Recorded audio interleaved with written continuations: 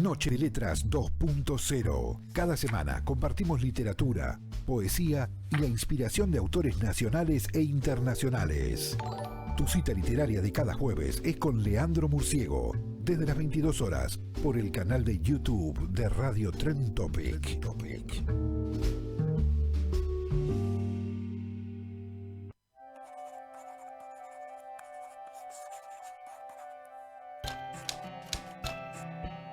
Hola, buenas noches. Voy a leerles un fragmento de mi primer novela llamada Una vida de novela. El comienzo. Volvamos a casa, dijo sin que le temblara la voz, con los ojos inundados en llanto. Ni bien llegaron, buscó el banquito que había en la cocina y lo llevó al comedor. Allí se secó las mejillas con una servilleta bordada con las iniciales C y J entrelazadas. Se subió al banquito y sacó de un estante de ese mueble que él había elegido hacía 40 años la urna con sus cenizas. El hijo, alto y corpulento, dio un largo paso para ayudarla a bajar y recibir en sus manos los restos de su padre. A él también lo golpeaba la traición, pero no era lo mismo. Apoyó la urna en el suelo, no sabía qué hacer con ella. Solo quería abrazar a su madre, que ella pudiera vaciarse de toda su bronca, que ella supiese que él la entendía y que también quería llorar, porque cuando el padre traiciona, ya no quedan héroes. Concepción se dejó abrazar y como en un duermevela la rodeó la bruma, pesada, fría, con que la esperó el puerto de Buenos Aires aquella mañana de julio de 1950, después de un viaje interminable, en el que ella sintió que había vuelto a nacer.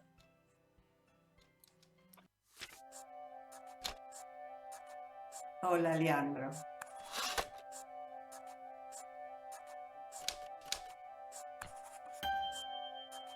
La noche.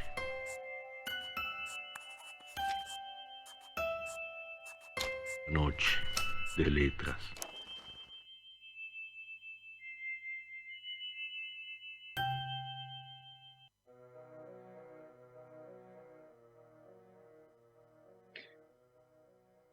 El inicio de nuestro nuevo capítulo de Noche de Letras 2.0 viene de la mano de Beatriz Bialileu, que ya después nos va a contar bien cómo se pronuncia, de dónde es, ya nos va a contar y nos va a meter un poco, un ratito en su vida. Pero son estas cosas hermosas, ¿no? Yo creo que la vida es una cadena, para mí. Y una cadena que a veces está oxidada, a veces está bien, pero es una cadena. Y por lo general vamos conociéndonos casi de manera fortuita, parecería, pero siempre hay un eslabón que invita a que entre otro en todo esto. Y el eslabón que me hizo conocer a Beatriz vino de la mano de Fer y de Ale, que fueron nuestros invitados, que son los anfitriones de nuestro Arcón, de la librería de Palermo, que fueron nuestros invitados hace un tiempo atrás. Y de haber hecho la entrevista y después de habernos cruzado y haber charlado, me dicen, tenés que leer un libro, cuando pases por nuestro Arcón, te lo voy a dar para que lo leas. Y así fue que me dieron Una vida de novela, que es la primera novela de Beatriz. Y a partir de ahí, bueno, yo me tomé mis buenos tiempos papales, más allá que es un libro que a mí no me gusta decir que son libros que se dejan leer solos, porque no se dejan leer solos. Son libros que se leen y no solos. Y son libros que se leen y uno se siente acompañado con esos libros. Son libros donde no hay una soledad ni una intimidad que está resguardada en ese lector. Uno se mete en el universo de una vida de novela y empieza a transitar junto con los personajes ese recorrido, que sí es un recorrido que viene de la mano de una escritura que es muy amena, que es una escritura muy coloquial, pero que nos va metiendo, casi sin darnos cuenta, en una vida que empezamos a latir y a respirar página a página, y está buenísimo eso. Pero atrás de esta novela hay una escritora con un sueño, hay una escritora que logró cumplir ese anhelo que tenía, y que en este momento está viviendo un hermoso presente que ya, diría, dejó atrás el sueño para hacerlo realidad y empezó a disfrutar esta cuestión de la escritura como medio de vida. Y cuando digo como medio de vida es como motor de vida, ¿no? Básicamente. Pero bueno, de todo esto y un poquito más vamos a estar hablando con Beatriz. ¿Cómo estás? Y bueno, gracias por aceptar la invitación. Hola, no, gracias a vos, Leandro. Para mí es un honor que me hayas invitado. Yo estoy muy bien en el lado de la escritura de la vida y en el lado de la lectura de la vida, con las mismas preocupaciones que tenemos todos de lo que estamos viviendo políticamente, socialmente, etc. Pero en forma personal estoy muy contenta porque, bueno, una vida de novela empezó a circular, empezó a ser conocida, porque terminé mi segunda novela que mandé a concurso. No creo que gane nada, pero no importa, lo va a leer otra gente. A mí me gusta, es una novela diferente a esta, que se llama El enigma del rumano. Y yo tengo escritas 3 obras de teatro. Y lo que pomposamente se llamaría ópera prima ha empezado a darse en el Rojas durante 10 semanas, los sábados, 2 funciones, a sala llena. Y el sábado que viene va a empezar su nuevo ciclo en el Dumont 4040. Mudó su casita, la familia. Es el otro Onassis. Y todo esto me produce muchísima alegría.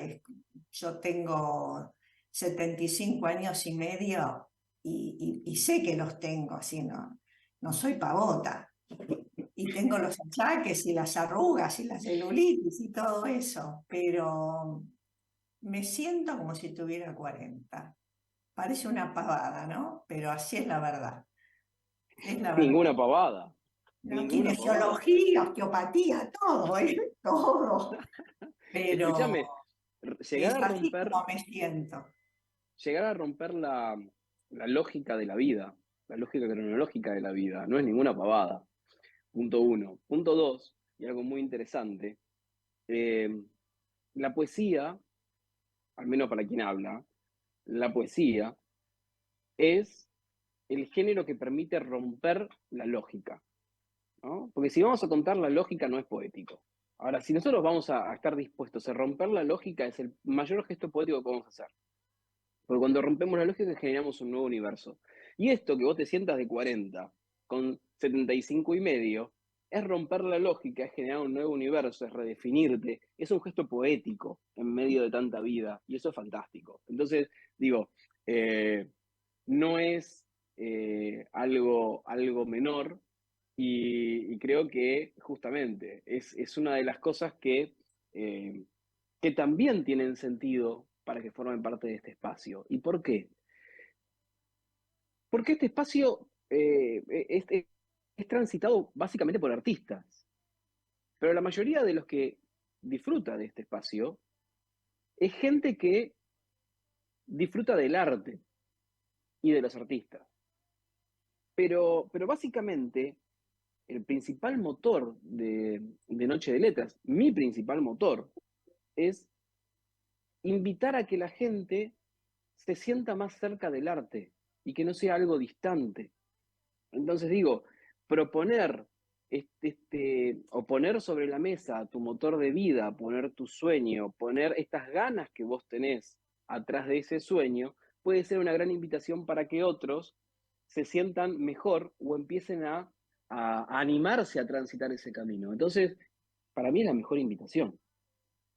Básicamente, Sí, a partir de acá, lo que venga, ojalá sí no sea, sería algo. porque cualquier forma del arte, en la escritura, en la música, empezar a hacer algo es como estar en el Big Bang, ¿no?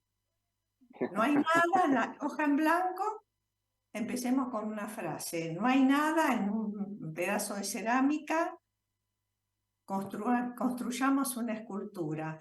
No hay nada en el pentagrama, empecemos a poner algunas notas. Y si no, leer o mirar cuadros o escuchar música, porque observar es una forma de hacer. Todos transformamos lo que leemos mientras lo leemos y transformamos lo que escuchamos y transformamos lo que miramos.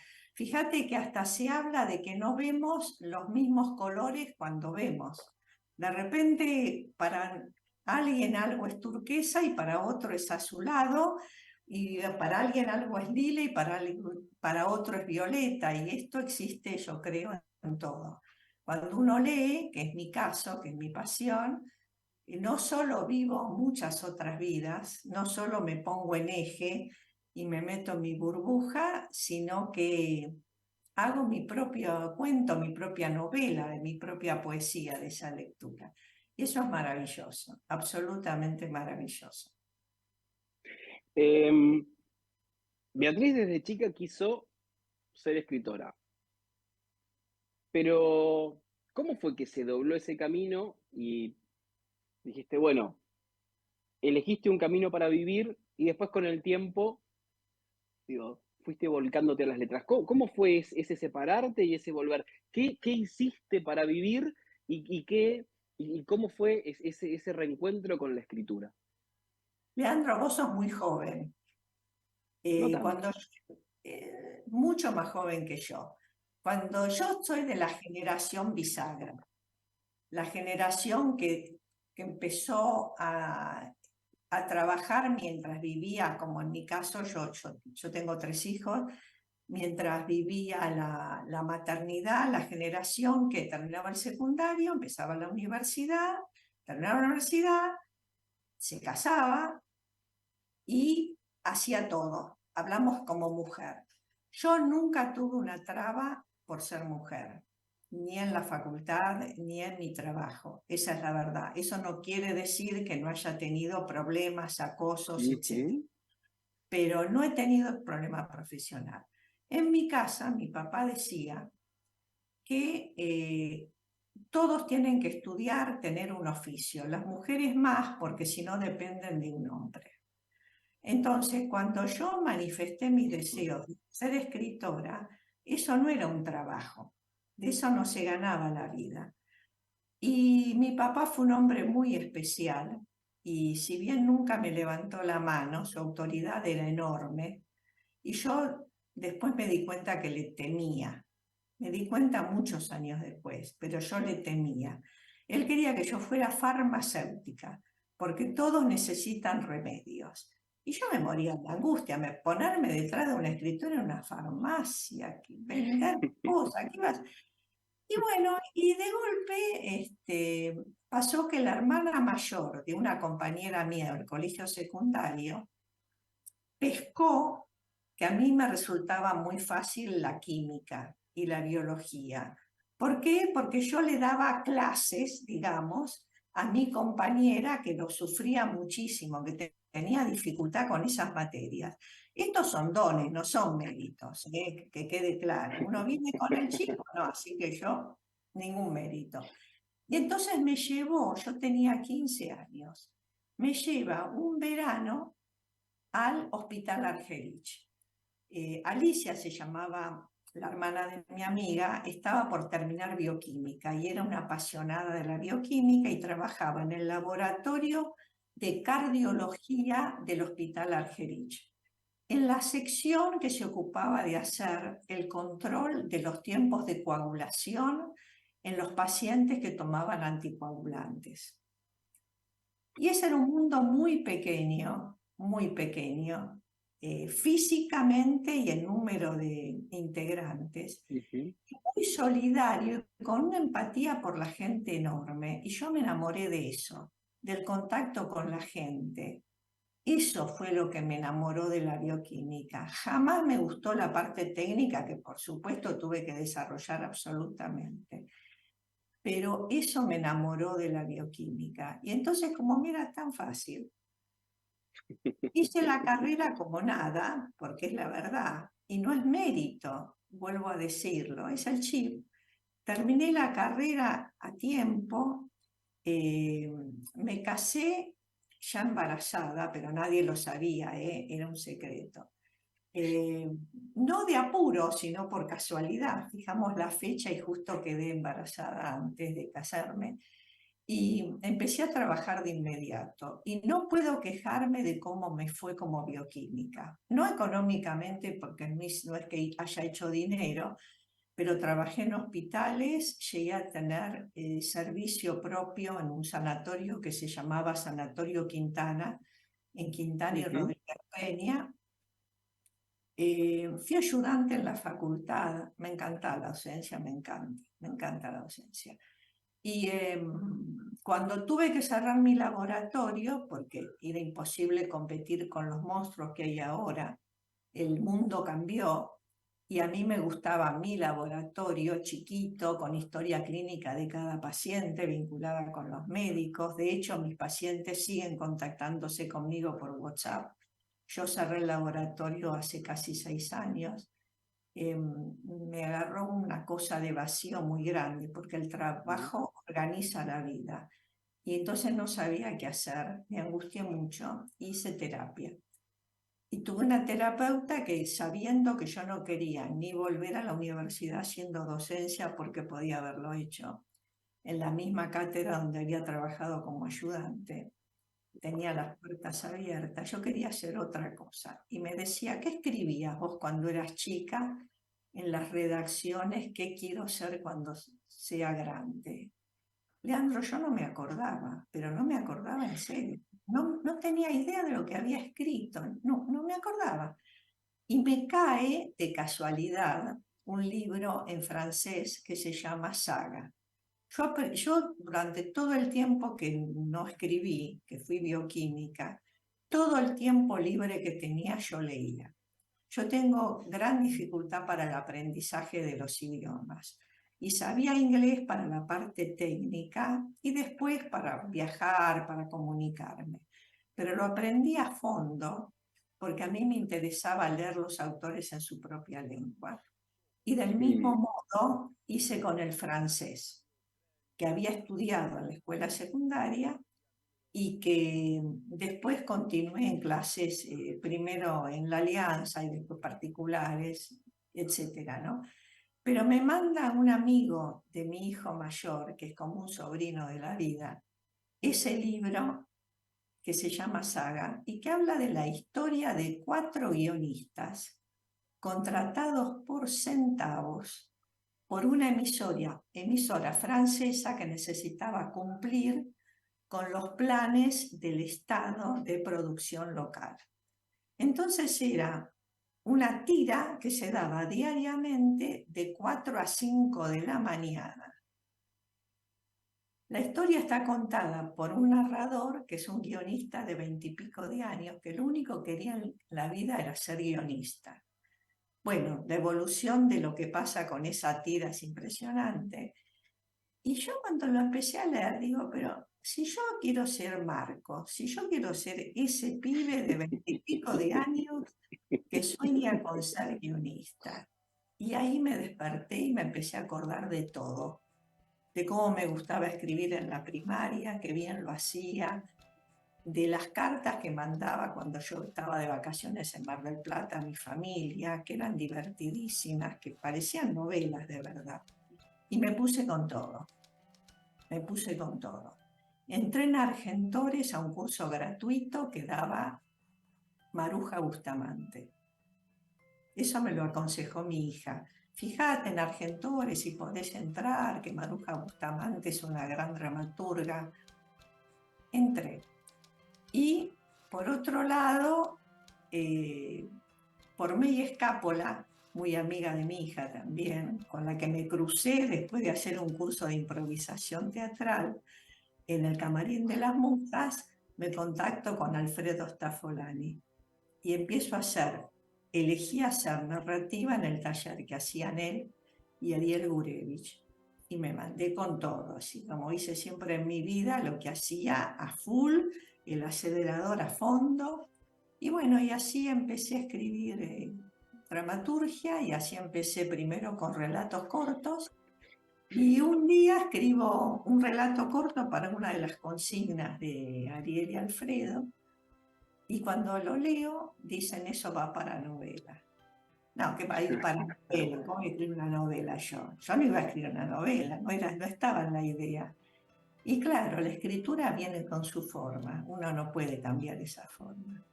Y así empezó una vida de novela, que desarrollé en 1 año y medio, reescribí en 4 meses y 6 meses después la publiqué. Qué fantástico. Y de la misma manera, de una consigna del taller, salió el principio de El otro Onassis y de las otras 2 obras de teatro. 2 obras. Sí. ¿Y dónde te sentís más cómoda? Sí, perdón, sí. Sí. No, decime yo. Cuando empecé El Enigma del Rumano, en realidad mi idea era hacer una obra de teatro con eso, pero ya tenía la forma de novela. Era inevitable. De todos modos, hubo algunas partes de mi intento de hacerlo obra de teatro que están incluidas en la novela, tal cual como estaban en la obra de teatro. Bueno, ahora dijiste algo y lo voy a usar. Lo voy a hacer como si fuese un pequeño recorte del video. Yo trabajo con muchos escritores haciendo procesos de mentoreo y coacheo literario, ¿no? Entonces digo, acá Beatriz nos acaba de dar como, para los que están trabajando ahora conmigo, como un excelente recorte ahí como para que lo tengamos, ¿no? Esto de, ella quería hacer una obra de teatro, pero en realidad la novela o el texto ya venía con esencia de novela, con formato de novela, con identidad de novela. Y es esto de el deseo original para tener la apertura de poder ver quién es ese texto, hacia dónde va y cómo uno lo puede ayudar a que sea feliz, ¿no? A que vaya más lejos. Absolutamente. Recién ahora entiendo eso yo. Recién después de empezar El Enigma del Rumano, me di cuenta cómo viene la mano. Entonces, bueno, es así. Uno tiene que aceptar y escribirlo tal como surja. Es como los hijos, ¿no? Digo, la escritura es como la crianza actual de los hijos, ¿no? Que nos manda un poco la sociedad, que nos establece un poco la sociedad, este presente social en el que estamos, en el que al hijo ya no le decís más qué querés que sea. Al hijo ahora le preguntás, ¿qué te gustaría? Y dentro de su respuesta lo que tratás de hacer es, con las mejores armas que tenés, ayudar a que sea lo mejor posible, a construir junto con él o con ella ese camino para que sean lo más felices posibles en esa búsqueda, ¿no? Entonces ya no importa si vos querés que sea médico y si del otro lado te contestan que quieren ser artistas, le vas a dar todo para que sea el mejor artista dentro de tus posibilidades y acompañarlo en ese trayecto. Es lo mismo pasa con la obra, ¿no? El reconocer la identidad, acompañar y entregarse en ese amor a la obra a que se desarrolle y crezca, que es la mejor manera de crecer nosotros, en definitiva. Sin duda, son tantas las horas de nuestra vida que nos pasamos trabajando. Tratar de pasarlas con la mayor felicidad posible. Tampoco ser tontos y decidir cualquier cosa, porque el otro tema es que los hijos tienen que volar y poder autoabastecerse también. Claro. Y entonces, para cualquier cosa que se haga, lo que hace falta es formación. No se puede pretender escribir sin haber leído muchísimo, muchísimo. Si no, no es escritura, es basura. Y a veces los jóvenes se confunden y yo siento que a veces los padres no se pueden poner, hablo de padre y madre y Sí, con sí, todos sí, los sí, sí. números, no se entiende. No se ponen en esa posición, porque es más fácil, porque cuesta ponerse en esa posición. No hablo de ser autoritario, hablo de realmente mostrarle un límite y ayudarlo a encontrar el camino, respetándolos. Para escribir hay que leer mucho, mucho, mucho. De cualquier Hay que, manera, hay que leer, como dice Beatriz, hay que interpelarse, hay que absolutamente. cuestionarse y poner en duda todas las certezas que tenemos. Es un camino hermoso de crecimiento. Bueno, yo me apasiono. Me encanta trabajar Perdón, y aprender a escuchar y a mirar. claramente y a escucharnos. Dejar el ombligo donde está y ver qué Exactamente. pasa alrededor, aprender a escuchar, a mirar. Qué lindo, qué lindo. Y escúchame, Beatriz, y esto se dio en los últimos años de tu vida. Digo, tuviste el trabajo de 2 novelas, de 3 obras de teatro, desde la jubilación para acá. Yo empecé a mí me gustó siempre el tema de ¿Mm? la improvisación, ¿no? Actoral. Me divierte, alguna vez hice algún bolo, etcétera, pero siempre de adulta mayor, ¿no? Estamos hablando a partir de los 70. Eh, Jugar, la improvisación es jugar. Eh, yo hago desde hace unos cuantos años, para no perder el inglés, curso de conversación en inglés del laboratorio de idiomas, por un lado, y por otro Ujú. lado, un curso de literatura francesa. Y cuando estaba haciendo el de inglés, un cuatrimestre, avisé que al siguiente no lo haría porque me iba a poner a escribir. Y fue impresionante realmente, ¿no? Porque ese fue el cuatrimestre que estuve en Argentores haciendo el curso de dramaturgia y salió en un cuatrimestre el otro Nazis. El curso era sobre lo familiar y privado. Claro, a ver, mi papá, que es el otro Nazis, o Nazis, seguramente recordás Leandro, el Ujú. multimillonario petrolero, la gente joven por ahí no lo conoce. Eh, Mi papá tenía algunas características que no voy a spoilear, pero que a mí me hacían sentir que yo era una recontra millonaria. Y no era una recontra millonaria, nunca me faltó nada en un hogar de clase media media. Después mi papá progresó, pero nunca fue un multimillonario ni nada que se le pareciera. Pero, por ejemplo, cuando compró, yo tenía 11 años, su primer auto. Yo tenía 11 años, era un Volkswagen usado. Yo consideraba que había encargado, para decirlo hoy, un Rolls Royce último modelo especial para nosotros. Entonces, yo me avergonzaba tanto de mi riqueza, yo iba a una escuela pública y Ujú. tenía compañeras, en esa época no eran mixtos los colegios, que realmente pasaban necesidades y que la maestra les guardaba pan y les guardaba a veces botellas de vino, de vino, De de leche. leche, no, Sí, sí. porque venían en botellas, no como viene Claro, en la obvio, calle. Yo no obvio. era vino. Y entonces a mí me daba vergüenza traerlos a mi casa, porque yo era tan rica, tan millonaria, yo creía que vivía en el Palacio de Versalles. Está bien, muy viva yo no era, pero bueno, mi padre tenía una personalidad que nos hacía sentir eso. Por eso, cuando escribo esta obra, hablando de él, Ujú. lo llamo el otro Onassis. Eh, quiero volver un poco al primer libro, a Una vida de novela. Y quiero preguntarte, ¿quién fue Concepción? Concepción fue una persona muy importante en mi vida y creo que la mejor persona que conocí siempre. Yo era bioquímica por absoluta casualidad, por azar. Ella empezó a trabajar en el laboratorio. En esa época yo no pensaba que iba a escribir. Ella me acompañó más de 40 años en el laboratorio.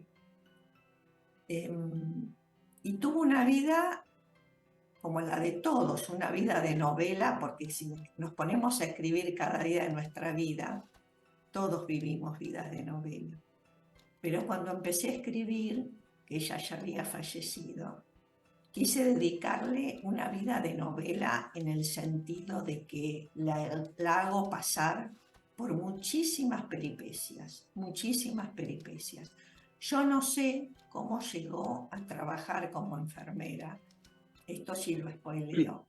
El gran cirujano Finocchieto, nuestro gran cirujano que incluso creó instrumentos, bisturíes especiales que se siguen usando en la cirugía. Nunca supe cómo llegó. Entonces decidí inventarle una llegada. Vos leíste el libro, bastante particular.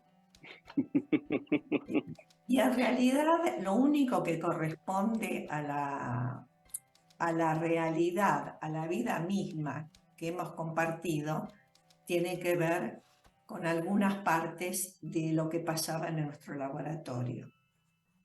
Todo lo demás es una vida de novela, y tal como nos pasa a todos, nuestra vida está influida por nuestro alrededor, por lo que pasa en nuestro barrio, en nuestra calle, en nuestro país y en el mundo. Y a mí me interesa mucho ubicar a los personajes dentro de esas circunstancias.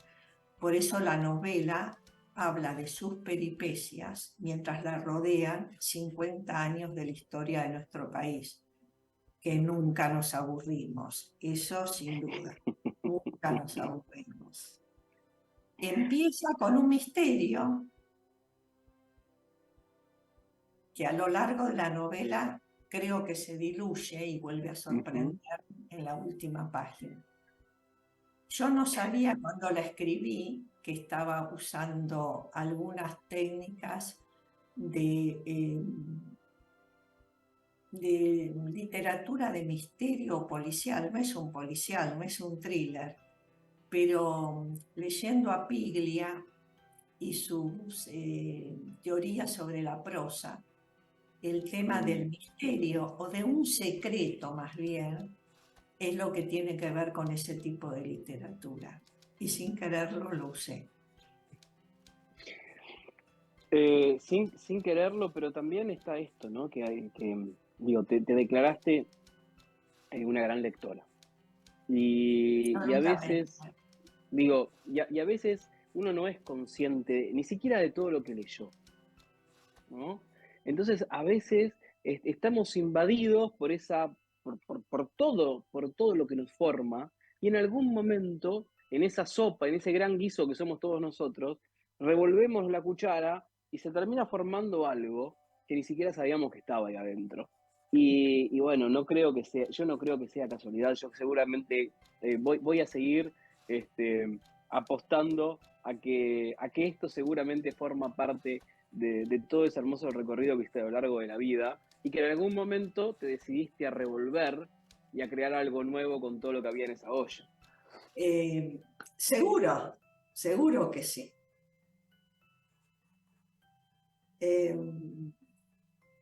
Porque yo los elementos que tengo para escribir tienen que ver con lo que viví o lo que vivieron cerca mío o lo que leí, ¿no?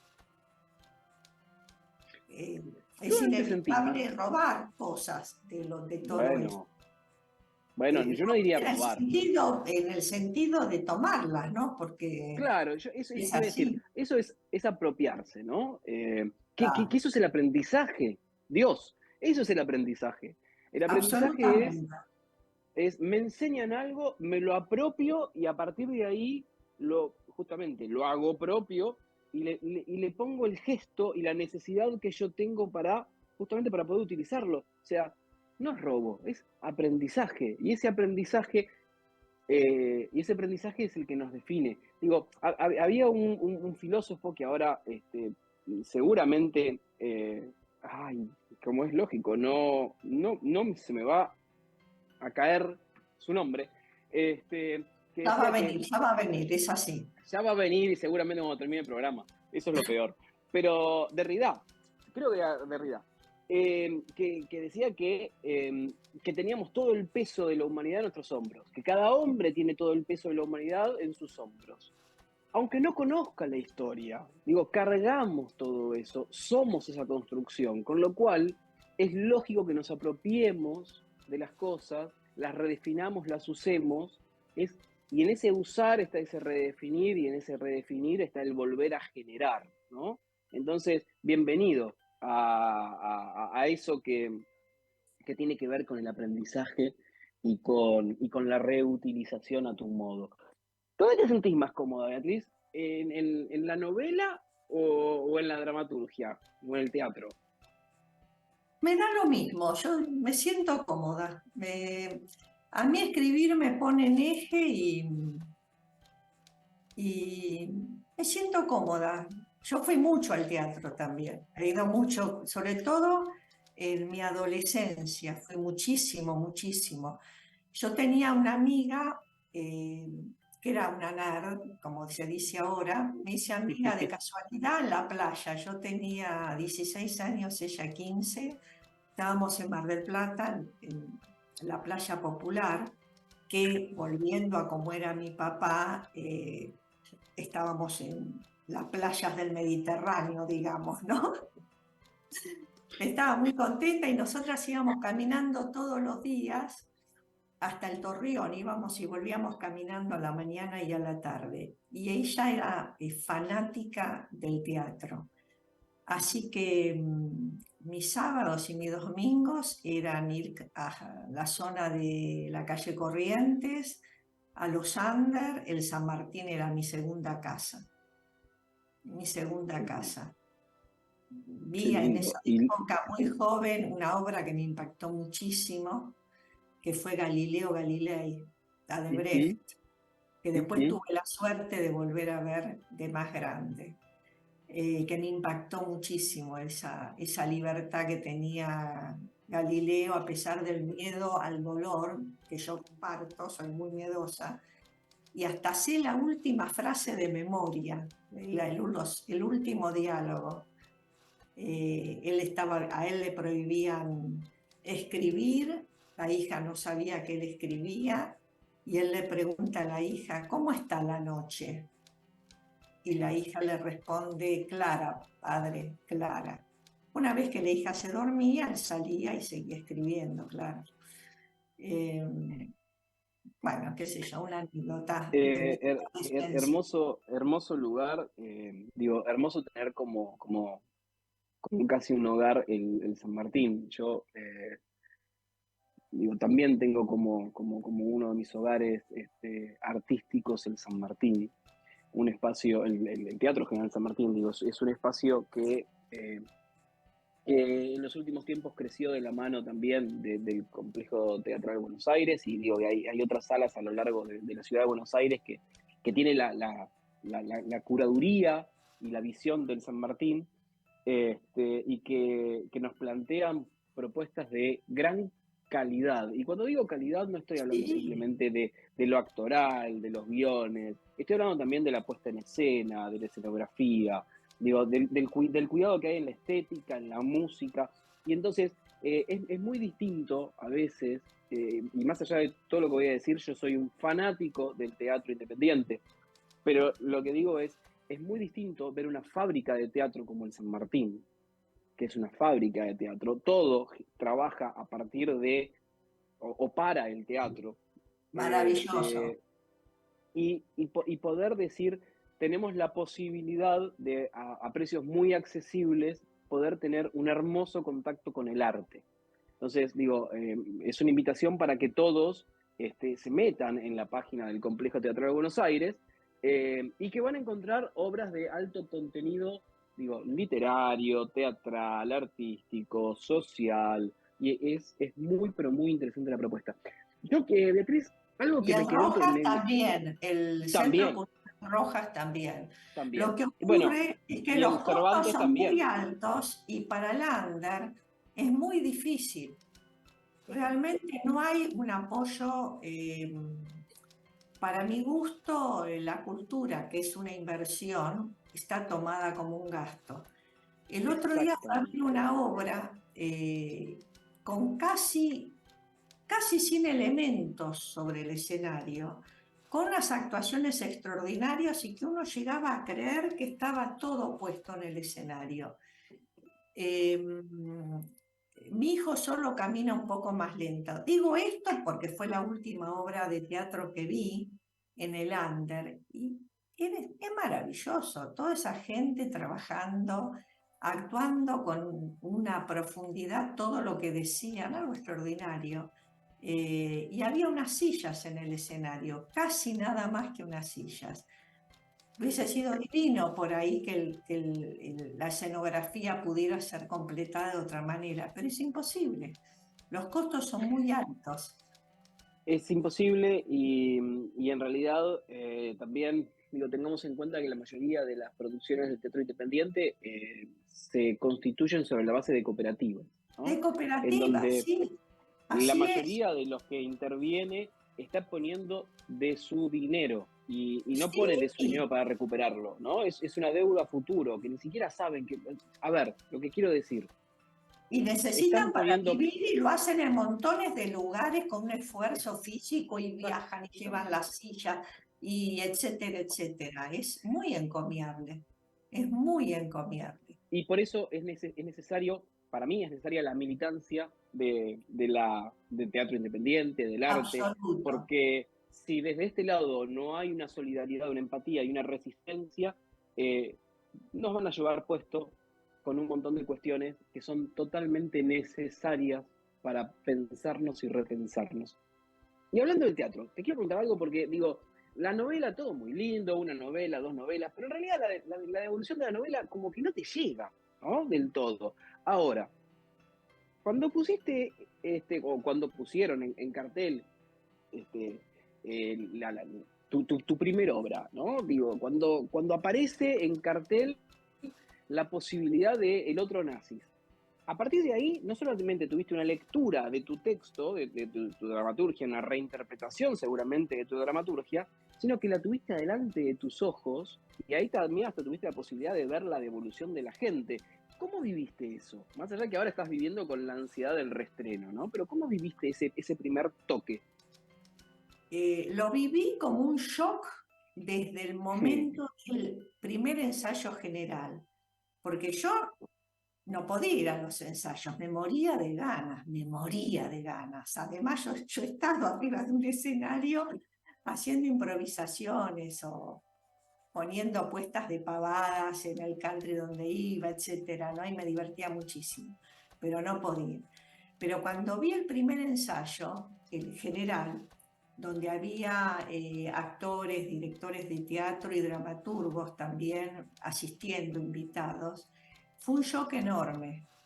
Leandro, fue un shock enorme, porque los actores y actrices nunca habían conocido a las personas en que se basaron mis personajes, nunca. Y eran ellos. Para dar un ejemplo, el personaje Sergio, que es el hijo menor del otro Nazis, la persona, mide 1,60 m, es chiquito, menudito, y Daniel Campomenosi, que es el Sergio personaje, mide 1,90 m, es enorme, pero era la persona. Paula Brack, que hace el personaje, era yo. No importa qué es lo que decía, qué ficción estaba. Fue muy impactante. Y ni hablar de quien hacía Susi, la hija enferma. No, era impresionante. Me fue un shock muy grande. Y después, los invitados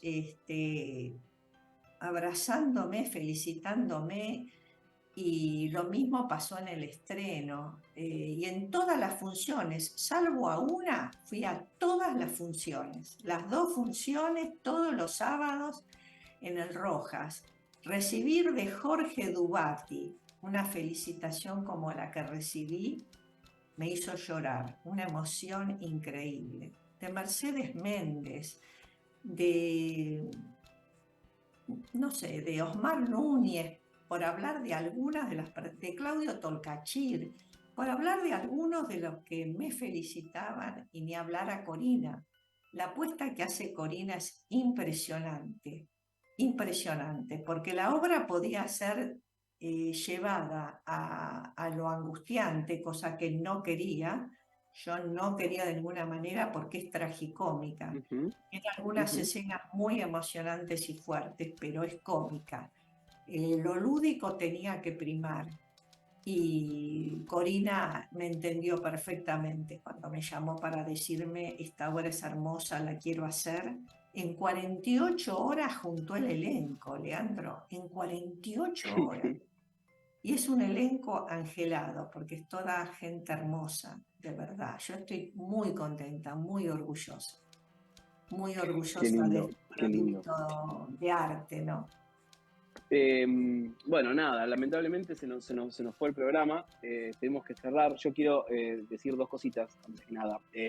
Recién Beatriz estaba nombrando a Corina. Corina es Corina Fiorilio, que es la directora, la que hace la dirección de la obra de la que estaba hablando Beatriz es El Otro Nazis, que para nosotros en realidad se va a haber estrenado el sábado pasado, con lo cual en Santos Dumont, con lo cual en realidad la invitación está hecha para que busquen El Otro Nazi, que busquen el Santos Dumont, y que y que a lo mejor ahora que ya saben que Beatriz es de asistir a las funciones, a lo mejor hasta se pueden cruzar con Beatriz, nos podemos cruzar con Beatriz, y después ir a saludarla después de la función.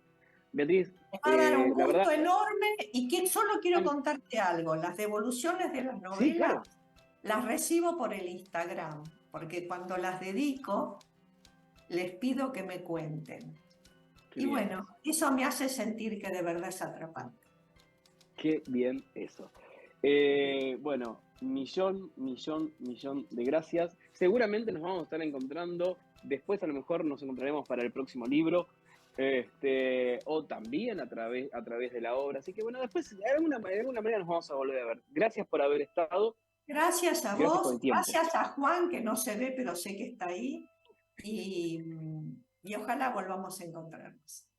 Seguramente. Nosotros ya nos estamos despidiendo. En la operación técnica Juan Greco, la producción general de poesiamanalzada.com.ar, donde van a poder encontrar fragmentos de la novela de Beatriz, y seguramente también van a encontrar algo después de la obra de teatro.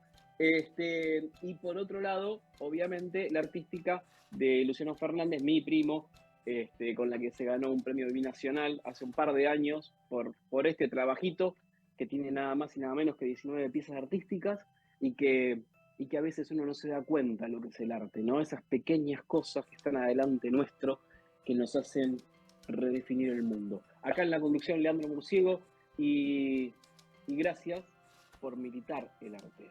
Ir, acompañar, a veces desde una palmada, a veces desde el compartir la palabra, a veces a que los demás vayan a ver y apoyar a los que por amor hacen esto, básicamente, por amor. Nos vemos. Chao, hasta la próxima.